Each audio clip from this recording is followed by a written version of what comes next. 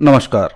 कुछ साधक अपना अनुभव बताते हैं कि जब वो ध्यान में बैठते हैं तो उन्हें उनकी भक्ति या श्रद्धा अनुसार किसी को शिव जी, किसी को कृष्ण जी, किसी को माता जी व किसी को कबीर जी व गुरु नानक जी ध्यान में दिखाई देते हैं।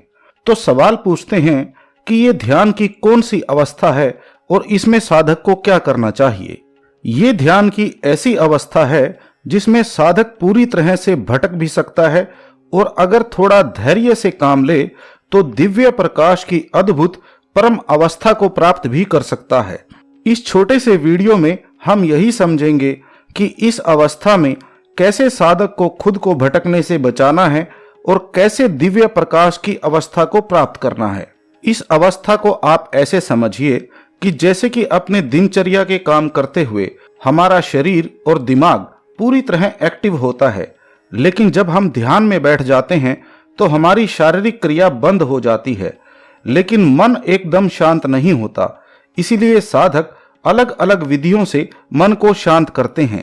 कोई सांसों पर ध्यान करता है तो कोई मंत्र जाप करता है, जिससे आप शारीरिक तौर पर जड़ हो जाते हैं। तो जब शरीर शिथिल हो जाता है तो मन भी धीरे धीरे शिथिल होता चला जाता है, जिससे दिमागी प्रक्रिया धीमी पड़ जाती है और अवचेतन मन की क्रिया शुरू हो जाती है। जैसे रात को सोते समय शरीर और दिमाग सुन्न हो जाते हैं, लेकिन अवचेतन मन के जागृत रहने से हमें सपने दिखाई देते हैं। इसी प्रकार ध्यान में भी आपको शुरुआत में जो दिखाई देता है वो आपके अवचेतन मन में ईश्वर का जो भी स्वरूप बसा है, आपको उसी रूप में दर्शन होने लगते हैं। कृपया मुझे माफ करें क्योंकि आपको सुनने में असहज लग सकता है, लेकिन अगर आपको ध्यान में बैठे हुए आपके इष्ट भगवान या आपके गुरु जी के वैसे ही दर्शन होते हैं जैसी मूर्ति या फोटो की आप पूजा पाठ करते हैं, तो इस अवस्था को ईश्वर अनुभूति न समझें, क्योंकि कुछ साधक उस स्वरूप को ईश्वर का असली रूप समझकर उससे सवाल जवाब करने लगते हैं या अपने सांसारिक जीवन की किसी समस्या का हल उनसे जानने की कोशिश करते हैं, जिससे साधक सांसारिक और आध्यात्मिक दोनों ही जीवन में भटक सकता है। क्योंकि फिर साधक हर रोज ध्यान में बैठते ही उसी स्वरूप के दर्शन करना चाहता है, जिससे साधक ध्यान की एक अवस्था में नीचे गिर जाता है। क्योंकि आपको जब अचानक से ईश्वर स्वरूप या गुरु के दर्शन होते हैं तो वो आपके अवचेतन मन में जो ईश्वर के लिए प्रेम और भक्ति है उसके कारण होते हैं। लेकिन अगर कोई साधक दिमागी कल्पना से उस स्वरूप के दर्शन करता है तो ये महज एक मन की कल्पना होती है जो ज्यादा देर नहीं टिक सकती।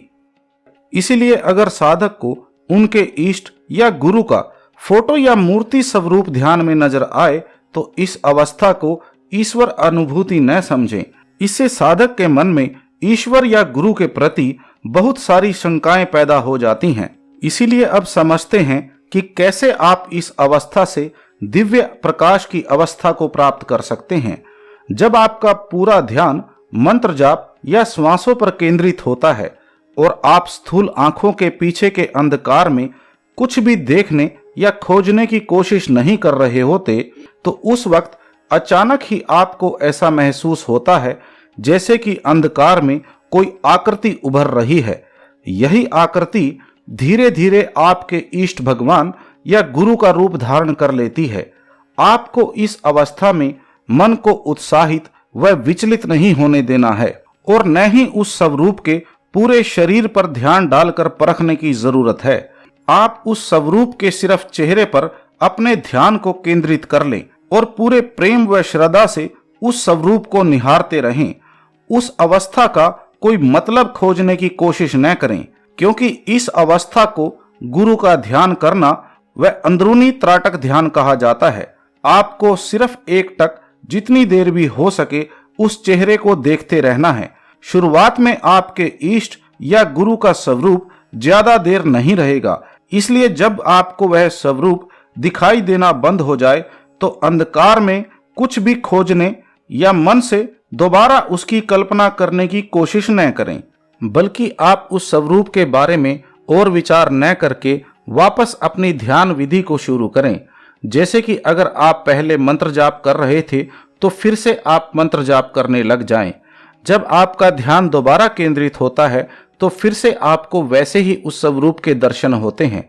ऐसे अभ्यास करने से धीरे धीरे आपके इष्ट स्वरूप के ठहरने का समय बढ़ता चला जाता है और आपके उस चेहरे पर ध्यान को केंद्रित करने से आप महसूस करेंगे कि वो स्वरूप धीरे धीरे लुप्त होकर प्रकाश रूप में बदलता जा रहा है। और अगर आप उस स्वरूप के प्रकाश में बदलने की क्रिया पर ध्यान को केंद्रित रख पाते हैं तो आपकी आंखों के सामने अचानक से इतना प्रकाश प्रकट हो जाता है जितना प्रकाश आपने अपने जीवन में खुली आंखों से कभी न देखा हो। इस अवस्था में अचानक से घबराहट में साधक की आंख खुल जाती है, लेकिन उसे खुली आंखों से भी अपने आसपास प्रकाश ही प्रकाश नजर आता है। ऐसे में साधक को घबराना या डरना नहीं चाहिए, क्योंकि कुछ ही सेकंड्स या मिनटों में आप बिल्कुल नॉर्मल हो जाते हैं। आपको आपकी आंखों से नॉर्मल दिखाई देना शुरू हो जाता है। ये दिव्य प्रकाश दर्शन करने की एक अलग विधि है जिसमें गुरु या इष्ट के स्वरूप पर ध्यान किया जाता है। और जिन साधकों के साथ ऐसा अनुभव नहीं होता उनको बिल्कुल भी निराश होने की जरूरत नहीं है, क्योंकि ऐसा नहीं है कि मंत्र जाप या श्वासों पर ध्यान करने से या अनहद नाद ध्यान करने से दिव्य प्रकाश दर्शन नहीं होते।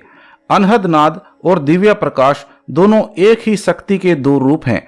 जो साधक अनहद नाद ध्यान कर रहे हैं वो भी जब अनहद नाद की सूक्ष्म धुन में खुद को एक लय कर देते हैं तो उन्हें भी अनहद नाद सुनने के साथ साथ दिव्य प्रकाश के दर्शन भी इसी प्रकार होते हैं।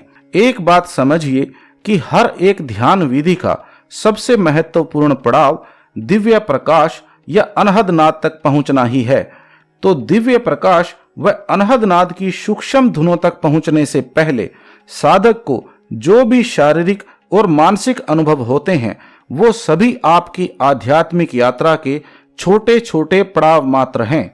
आपकी असली अंदरूनी आध्यात्मिक यात्रा खुद को दिव्य प्रकाश या अनहद नाद के साथ एक लय करने से ही शुरू होती है, क्योंकि ध्यान में आप अनहद नाद और दिव्य प्रकाश के अलावा किसी भी शक्ति या दर्शन पर विश्वास नहीं कर सकते। दिव्य प्रकाश के बारे में विस्तार से किसी और वीडियो में समझेंगे। तो आशा करता हूं कि आज के वीडियो से उन साधकों को कुछ मदद मिलेगी जो अपने गुरु व इष्ट के दर्शन होने को लेकर सवाल पूछते हैं।